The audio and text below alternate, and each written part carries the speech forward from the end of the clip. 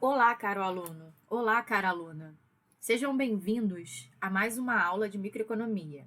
Hoje nós vamos falar sobre o mercado não competitivo, especificamente o monopólio. Para essa aula eu vou usar dois livros, o do Menkel e o do Varia. Vamos lá?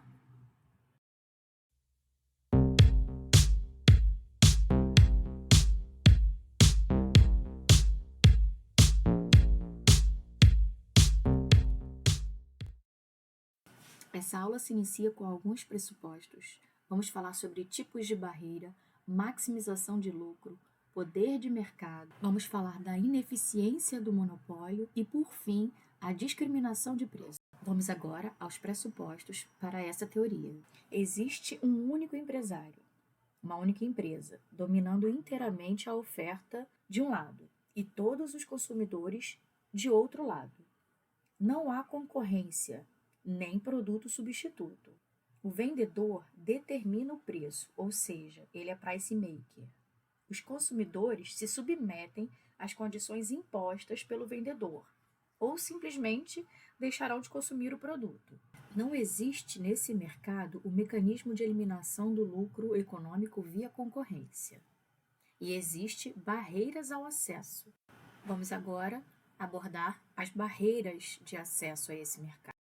Barreiras legais geram um monopólio legal, por concorrência estritamente determinada por franquias e licenças públicas, patentes ou direitos autorais.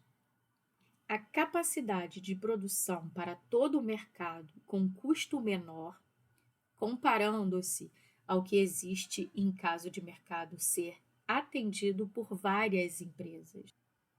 Novas tecnologias ou produtos patenteados geram monopólio, pois seu investidor passa a ter direitos exclusivos sobre tais tecnologias ou produtos durante um longo período de tempo. Caros alunos e caras alunas, temos como exemplos de barreiras à entrada a economia de escala, que gera monopólio natural, a economia de aprendizagem e a economia de relacionamento ou economia de confiança. Temos aqui, pessoal, exemplos de marcas que ganharam a confiança do consumidor ao longo do tempo e estabeleceram um relacionamento com os consumidores. A Coca-Cola e a Gillette são exemplos disso. Em 2030, qual será a marca que vai gerar confiança no consumidor e estabelecer relacionamento com ele? Outros exemplos de barreiras são as patentes, que é o incentivo à inovação, concessões, que é um incentivo ao investimento, e tarifas e cotas, que são restrições ao comércio internacional. O preço limite, que é o preço fixado não com o objetivo de maximizar lucro, mas com o objetivo de fazer com que a entrada no mercado não seja rentável para outras empresas. O excesso de diferenciação, a proliferação de marcas domina o mercado de forma a não deixar espaço a potenciais concorrentes. E a publicidade, a fidelização e a imagem da marca podem tornar a entrada demasiadamente dispendiosa para outra empresa.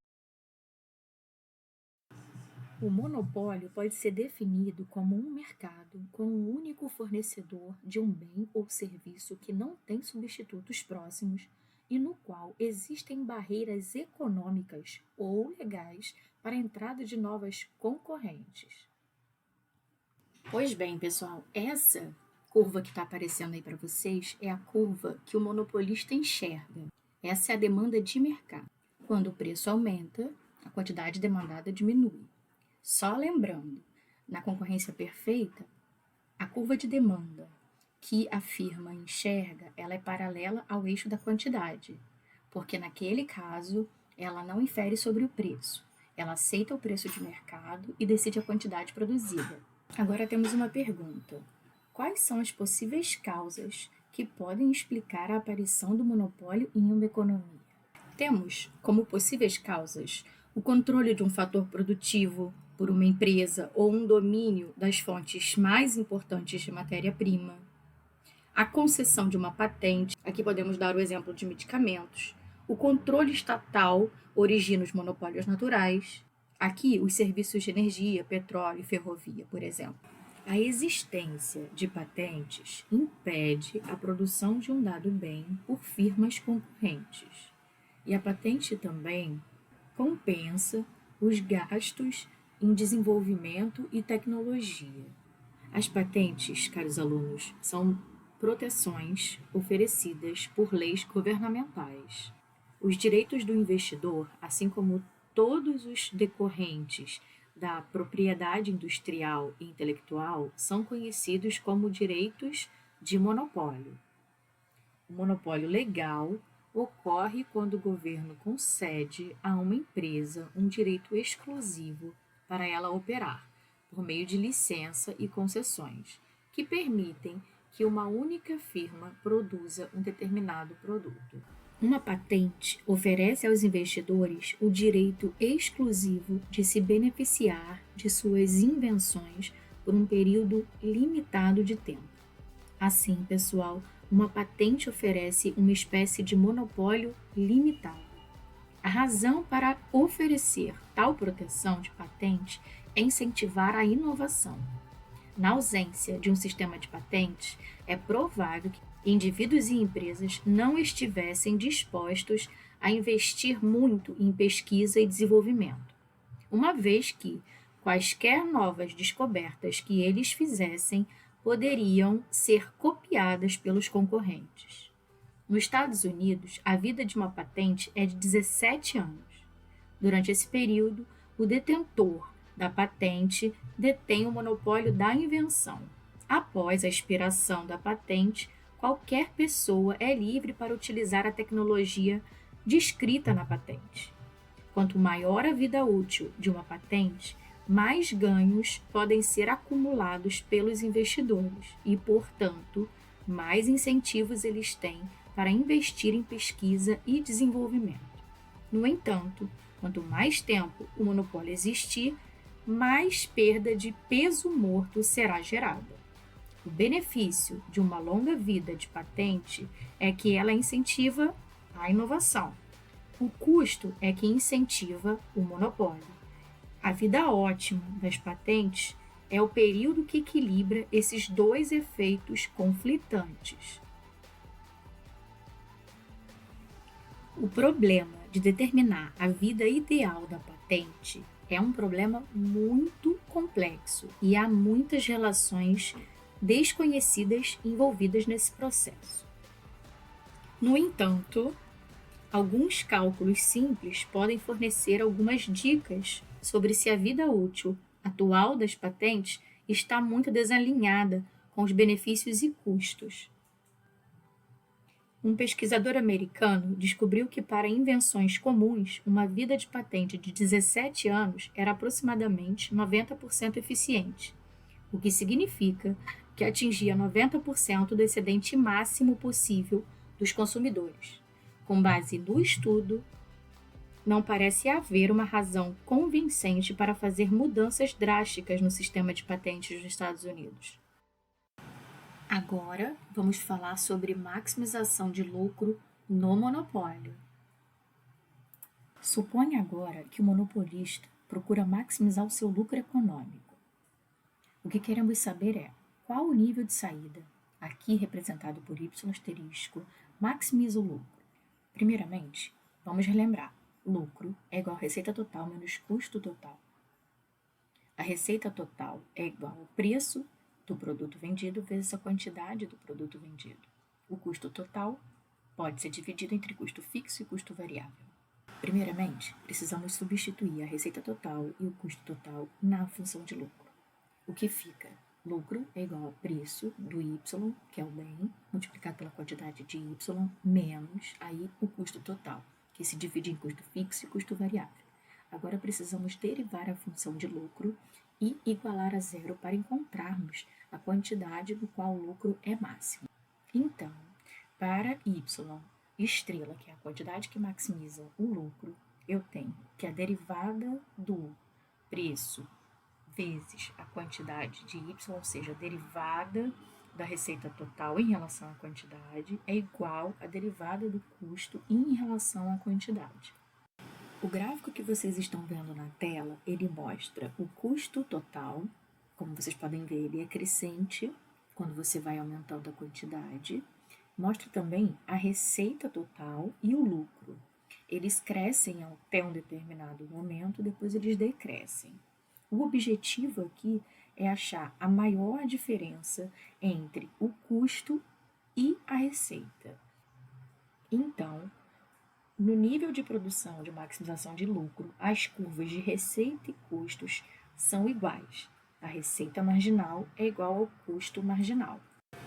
Vamos agora, pessoal, a um exemplo de maximização de lucro no monopólio. Para encontrar essa quantidade de equilíbrio, a quantidade que maximiza o lucro do monopolista, que aqui eu chamo de Y estrela, eu preciso igualar a receita marginal ao custo marginal. Eu posso representar a receita marginal como MR de Y estrela, eu posso representar também como RMG de Y estrela, assim como eu posso representar o custo marginal como MC de Y estrela e CMG de Y estrela. Então, nesse nosso exemplo, temos que o preço do produto é igual a menos BY, Y aqui representando a quantidade do produto. Logo, a receita total é igual a Y, que é a quantidade, que multiplica o preço aqui sendo A menos BY. E temos como custo essa função que vocês estão vendo na tela.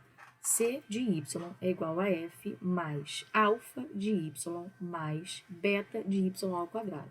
Lembrando que esse Y aqui é a quantidade do produto. Agora, precisamos igualar a receita marginal ao custo marginal. Precisamos fazer a derivada das duas funções.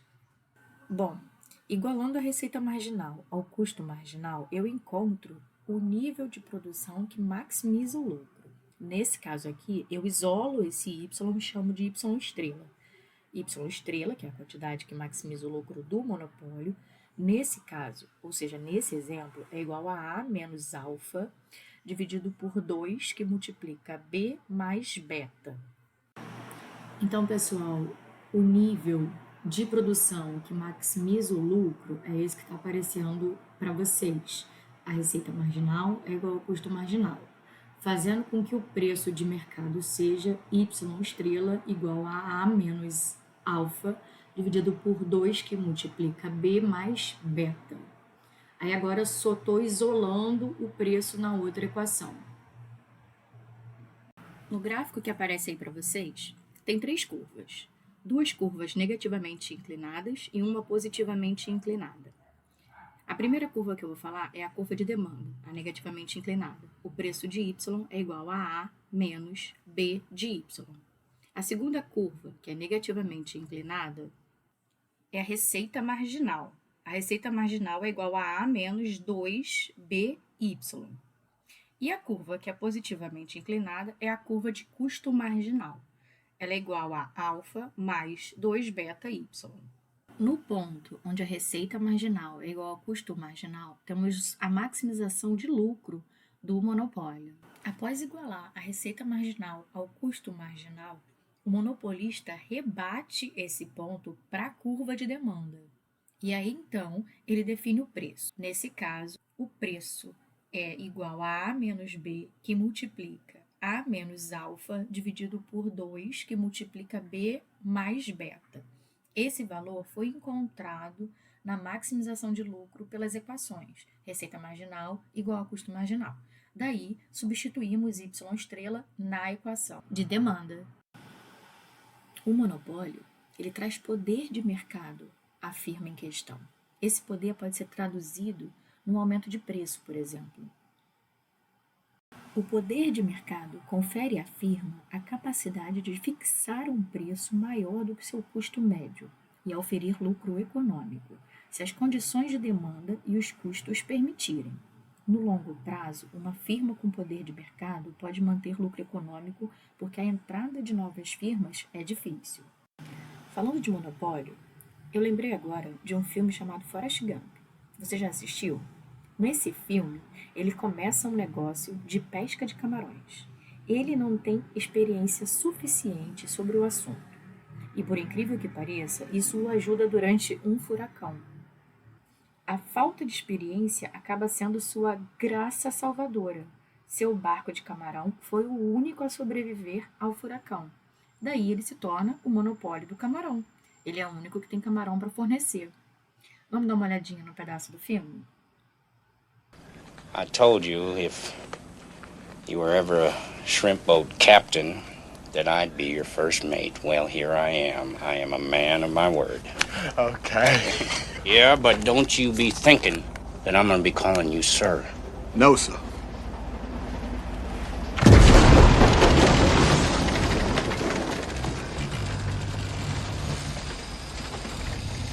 It's my boat. If we head due east, we'll find some shrimp, so take a left! Take a left! Which way? Over there! They're over there! Get on the wheel and take a left! Okay! What are you doing? Take a left! Left! That's where we're gonna find those shrimp, my boy! Ha-ha! That's where we'll find them!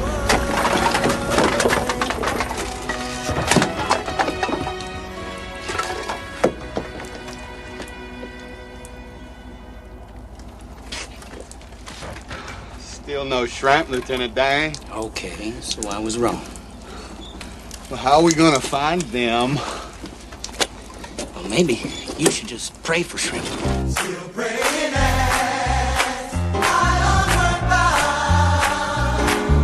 So I went to church every Sunday.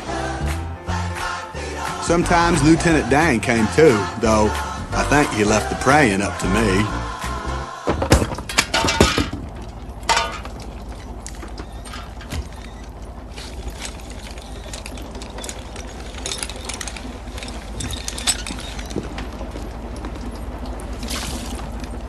No shrimp. Where the hell's this God of yours? It's funny Lieutenant Dan said that, because right then, God showed up.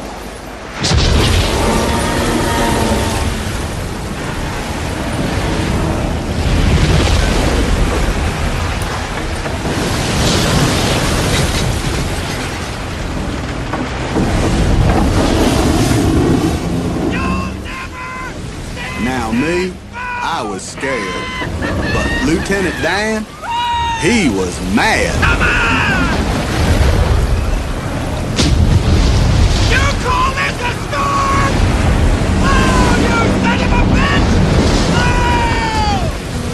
It's time for a showdown! You and me!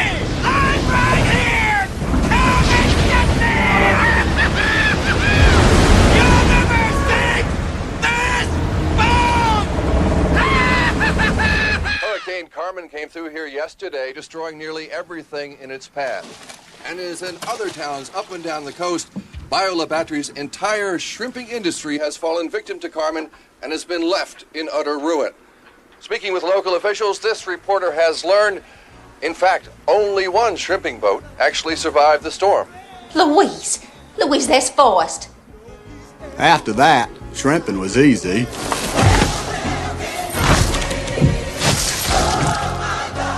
But since people still needed them shrimps for shrimp cocktails and barbecues and all, we were the only boat left standing. Bubba Gump shrimp's what they got. We got a whole bunch of boats, 12 Jennies, big old warehouse. We even have hats that say Bubba Gump on them. Bubba Gump Shrimp. It's a household name. Hold on there, boy. Are you telling me you're the owner of the Bubba Gump Shrimp Corporation? Yes, sir. We got more money than Davy Crockett. Boy, I heard some whoppers in my time, but that tops them all. We were sitting next to a millionaire. A intensidade do poder de mercado de uma empresa está relacionado inversamente com a existência de bens substitutos para o seu produto e, consecutivamente, pode ser definido ou medido de forma aproximada pela elasticidade de preço da demanda.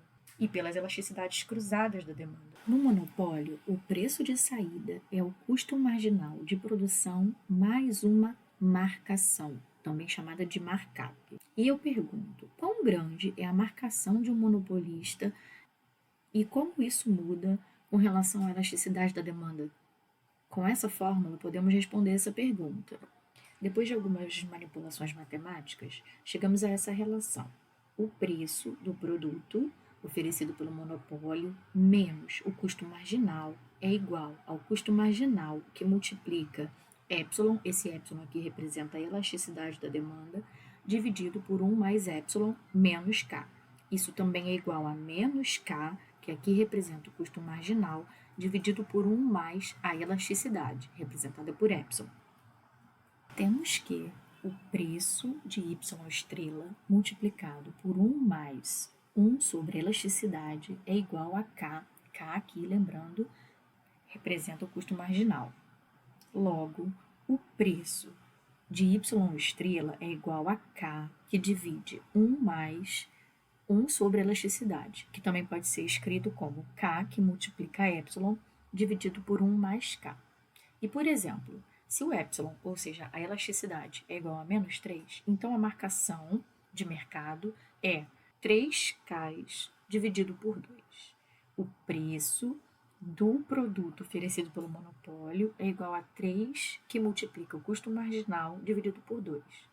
E, se epsilon é igual a menos 2, então a marcação de mercado é igual a 2K, ou seja, 2 multiplicado pelo custo marginal da produção. Podemos concluir, caros alunos e caras alunas, que a marcação aumenta à medida que a elasticidade sobe para menos 1. A demanda se torna cada vez mais inelástica. Vamos passar agora para uma outra questão. O monopólio é eficiente? Depois de tudo que a gente já estudou, vocês já devem ter respondido mentalmente que o monopólio é ineficiente. Para falar de ineficiência, precisamos definir eficiência. Um mercado é Pareto eficiente se conseguir o máximo possível de ganhos totais.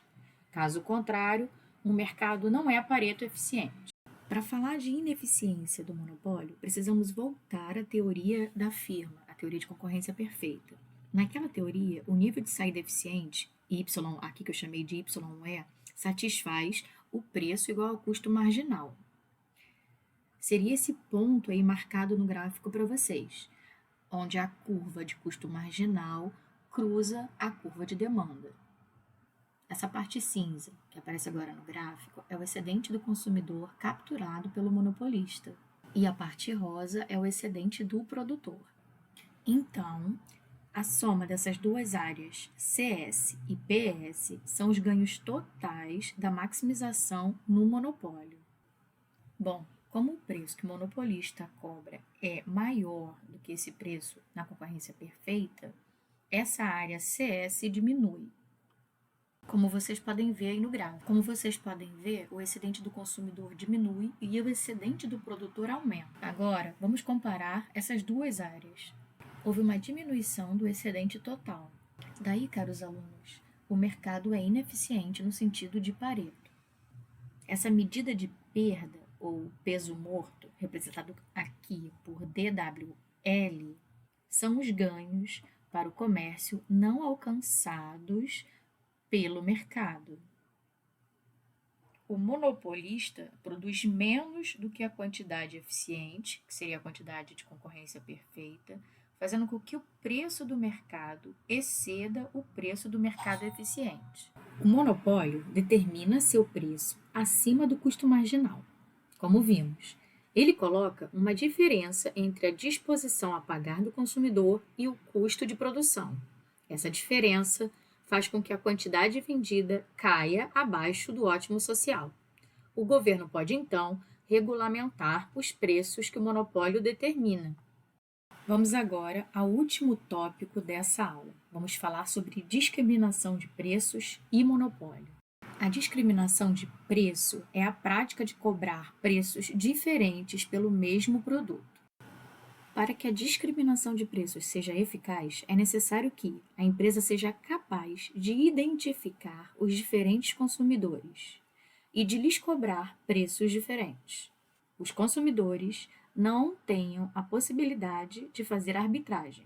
Os consumidores aos quais o produto é vendido a um preço baixo não podem vender aos outros consumidores. No próximo vídeo, pessoal, vamos ver que existem 3 tipos de discriminação de preços. A discriminação de preços de primeiro, segundo e terceiro grau.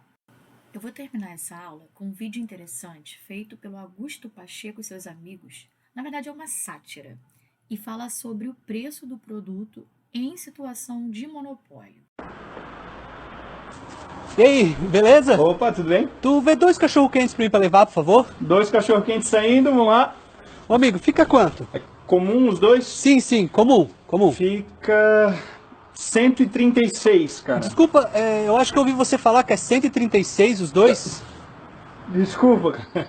Falei errado, que eu tô com outro preço na cabeça. Fica 132, 136 é com a salsicha aditivada. Você tá louco, cara? Como é que eu vou pagar 130 reais em 2 cachorro-quentes? Você tá maluco? Vou procurar outro cachorro-quente, cara. Não tem outro lugar que vende cachorro-quente. Aqui é a Petro Salsicha, só a gente vende cachorro-quente. Só vocês vendem cachorro-quente? Aham. Não. Eu não vou comer cachorro-quente, não. Você não vai enriquecer nas minhas custas. Por essa aula é só. Eu agradeço a atenção de vocês e espero que vocês tenham aprendido e gostado desse tópico. Até breve!